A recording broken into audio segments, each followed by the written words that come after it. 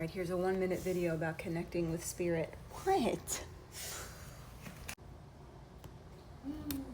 One time my husband lost his keys. Now how I talk to spirit or higher self, angels, whatever you want to call them, is I don't hear like somebody else's voice or see anything, but I can have thoughts in my head and I have to distinguish whether they are my thoughts or they are a thought that is brought in from somebody or something else. And in this particular incident, my husband lost his keys, and it was, I think, like a day that they weren't seen. And we were in my car the day before, so this story sounds like, oh yeah, they're in your car. But we couldn't find them, and I searched my car up and down.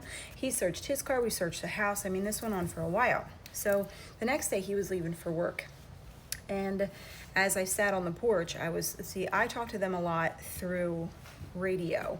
So I'll ask them to play a song that has to do with something that I'm thinking of or wanting, or guide me in some kind of way. I'll talk to them through music, and I'll talk to them through videos, most likely, suggest something on YouTube, that kind of thing. And then I feel my way around.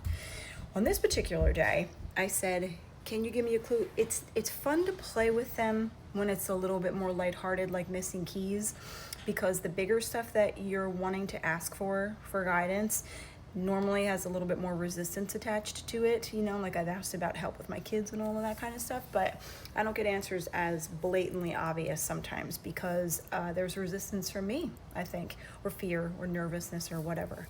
But anyway, I was asking for help finding these keys, and I shuffle the songs on my phone. So I tell them what I want, I address them, I ask them for help, I let them know that I'll be able to receive the help, and then I say, shuffle. I don't want to say the whole thing because she'll start shuffling my music.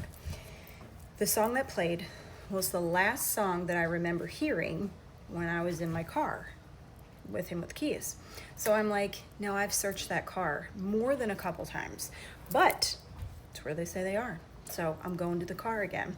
So I put the phone down. Right, it was a Shinedown song. I put the phone down, I go into the car, I reach between the seats, and there are the keys.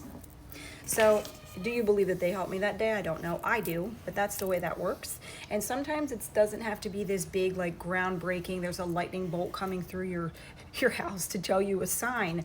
It's very subtle and sometimes very funny, but they do talk to you, but they usually don't if you don't allow them or ask them or tell them that it's okay to.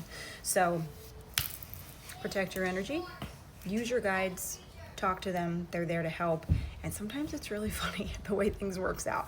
I don't believe in coincidences, so as far as that being a coincidence, I know people can make that seem like that's the truth, but not in my world. It's more than a minute. Thanks for watching. Bye.